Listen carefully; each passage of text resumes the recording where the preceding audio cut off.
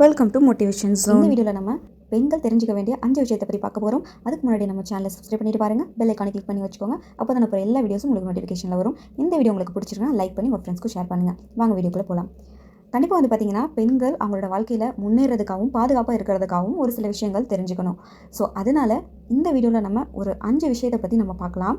அதில் உங்களுக்கு என்ன புரியுதோ நீங்கள் கமெண்ட்டில் நீங்கள் சொல்லலாம். உங்களுக்கு வேறு என்னென்ன புரிதல் இருக்குது, வேறு என்னென்ன விஷயம் தெரியுது அப்படின்றதையும் நீங்கள் கமெண்ட்டில் சொல்லலாம். ஃபஸ்ட்டு நம்ம பார்க்க போகிறது ஃபினான்ஷியல் இண்டிபெண்டன்ஸ். ஸோ பெண்கள் வந்து யாரையுமே சார்ந்து இருக்கக்கூடாதுன்னு தான் நினைப்பாங்க நேச்சுரலாகவே. ஸோ அந்த எண்ணன்றது அவங்களுக்கு ப்ராக்டிக்கலாகவும் அது செயல்படக்கூடியதாக இருந்துச்சு அப்படின்னா ரொம்பவே யூஸ்ஃபுல்லாக இருக்கும். ஏன்னா சின்ன சின்ன சேவிங்ஸ் தான் வந்து நம்மளுக்கு பெரிய இன்வெஸ்ட்மெண்ட்டாக இருக்கும். ஸோ நீங்கள் பேங்க்கில் போட்டு வச்சாலும் சரி, இல்லை நீங்களே வந்து வேறு எதுலையாவது கோல்டு இந்த மாதிரி சேவிங்ஸில் போட்டாலும் சரி, பெண்கள் நீங்கள் ஏர்ன் பண்ணுறீங்க அப்படின்னா, சம்பாதிக்கிறீங்க அப்படின்னா, அதிலிருந்து ஒரு பகுதியை சேமிப்புக்கும் நீங்கள் கொண்டு போய் சேர்க்கணும். அப்போ தான் உங்களோட ஃப்யூச்சர் வந்து நல்ல பெஸ்ட்டான ஃப்யூச்சராக இருக்கும். இது வந்து ஒரு இம்பார்ட்டண்ட்டான விஷயம். ஸோ உங்களுக்கு அந்த அவேர்னஸ் இருக்கணும்.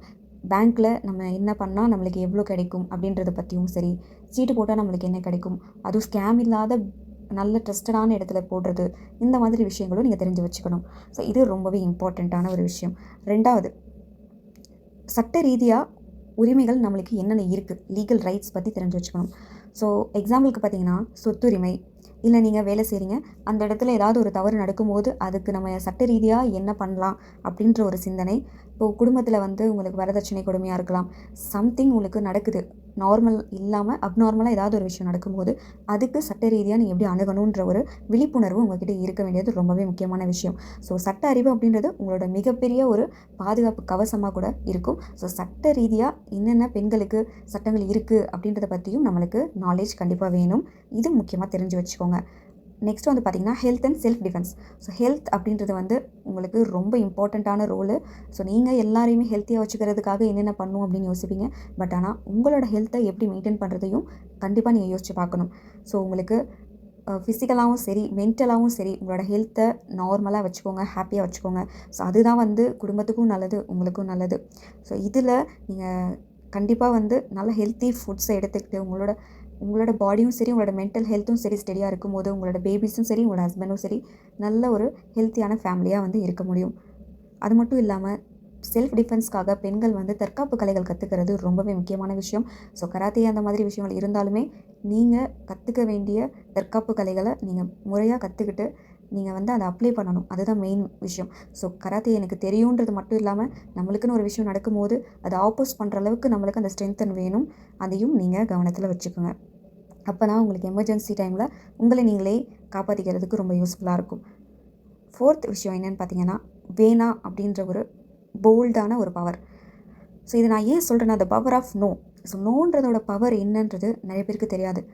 உங்களுக்கு பிடிக்காத விஷயத்த சரி பரவாயில்ல அப்படி சொல்லி அக்செப்ட் பண்ணுறத விட, உங்களுக்கு முன்னேற்றத்துக்கு தடையாக இருக்க விஷயத்த அட்ஜஸ்ட் பண்ணி போகிறத விட ஒரு பெரிய ஒரு முட்டாள்தனம் எதுவுமே கிடையாது அப்படின்னு தான் நான் சொல்வேன். ஸோ நீங்கள் போல்டாக வந்து நோ சொல்லி பழகுங்க. ஒரு விஷயம் உங்களுக்கு தப்பாக படுது அப்படின்னா அது யார் சொன்னாலுமே சரி நோ அப்படின்னு சொல்லி பழகுங்க. ஏன்னா நம்ம சொல்கிற ஒரு ஒரு நோக்கும் வேல்யூ இருக்குது, ஒரு ஒரு எஸ்க்கும் வேல்யூ இருக்குது.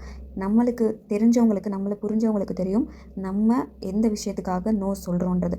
ஸோ அதனால் நீங்கள் நோ சொல்கிற ஹேபிட்டை உங்களுக்குள்ளே வச்சுக்கோங்க. உங்களுக்கு தப்பாக படுது, நீங்கள் வேலைக்கு போகிறீங்க, ஒரு இடத்துல உங்களை தப்பாக வந்து ப்ரொஜெக்ட் பண்ணுறாங்க, தப்பான ஒரு பார்வை இருக்குன்னா அந்த இடத்துல நீங்கள் எப்படி நடந்துக்கணுன்றத பழகிக்கோங்க. நோ அப்படின்ற வார்த்தைக்கு பவர் இருக்குது. நம்ம வேலை போயிடும், நம்மளை ஸ்கூல்லேருந்து நிப்பாட்டிடுவாங்க, நம்மளை காலேஜ்லேருந்து நிப்பாட்டிடுவாங்க, நம்ம இதுக்கு ஓகே சொல்லி தான் ஆகணுன்ற கட்டாயம் உங்களுக்கு கிடையாது. அந்த டைமில் நீங்கள் நோ சொன்னாலும் உங்களுக்கு வேறு வேலை இருக்குது, வேறு ஸ்கூல் இருக்குது, வேறு காலேஜ் இருக்குது. ஸோ எந்த விதமான தப்பான விஷயத்துக்கும் நீங்கள் இடம் கொடுக்காத வரைக்கும் யாராலையும் உங்களை தப்பாக அணுகவே முடியாது. இது வந்து உங்களோட மன அமைதிக்கு ரொம்பவே இம்பார்ட்டண்ட்டான ஒரு விஷயம். 5th ஒன் என்னென்னு பார்த்தீங்கன்னா, டிஜிட்டல் லிட்ரஸி. ஸோ டிஜிட்டல் அறிவும் வந்து பெண்களுக்கு ரொம்ப ரொம்ப முக்கியம். இந்த காலத்தில் வந்து பார்த்திங்கன்னா, டிஜிட்டலோட நாலேஜ் இல்லாமல் நீங்கள் எதுவுமே பண்ண முடியாது. சாதாரண ஒரு ஜிபே, ஃபோன்பே பண்ணுன்னா கூட அந்த டிஜிட்டல் பே பண்ணுற எக்ஸ்பீரியன்ஸ்டோ இல்லை அது தெரிஞ்ச பர்சன்ட்டையும் நீங்கள் ஹெல்ப் கேட்குறதா இருக்குது. அது மட்டும் இல்லாமல் இந்த விஷயம் கூட இவங்களுக்கு தெரியலையா அப்படின்ற ஒரு ஸ்டேட் வந்து நம்ம மேலே விழுகும். ஸோ அதனால் நான் சொல்கிறேன், டிஜிட்டல் பற்றி நிறைய இருக்குது, யூடியூப் போட்டாலே வருது, கண்டிப்பாக நீங்கள் தெரிஞ்சு வச்சுக்கோங்க. இப்போது சோஷியல் மீடியாவில் எப்படி சரியாக யூஸ் பண்ணணும், டிஜிட்டல் நாலேஜை எப்படி நம்ம கவர் பண்ணணும் அப்படின்றத தெரிஞ்சு வச்சுட்டு யூஸ் பண்ணுங்கள். தப்பான விஷயத்துக்காக சோஷியல் மீடியாவை யூஸ் பண்ணாதீங்க, அது உங்களுக்கே பேக் ஃபயராக வந்து முடியலாம்.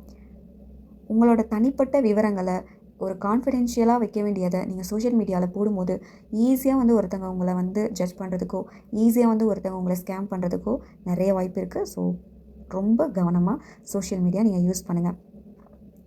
இந்த மாதிரி 5 விஷயத்த நீங்கள் செய்யணும் அப்படின்ட்டு நான் விரும்புகிறேன். இந்த 5 விஷயமும் உங்களுக்கு பிடிச்சிருக்கு அப்படின்னா நம்ம சேனலை மறக்காமல் சப்ஸ்கிரைப் பண்ணிக்கோங்க, லைக் அண்ட் ஷேர் பண்ணிக்கோங்க. இது போல் நிறைய விஷயங்கள் உங்களுக்காக நான் அடுத்தடுத்து சொல்ல போகிறேன். அதுக்கு மறக்காமல் நீங்கள் என்னை ஃபாலோ பண்ணி வச்சுக்கோங்க. உங்களோட சப்போர்ட் எப்போவுமே எனக்கு தேவைப்படுது. Thank you so much. நெக்ஸ்ட் என்ன வீடியோ போடலான்னு கமெண்ட்டில் சொல்லுங்கள்.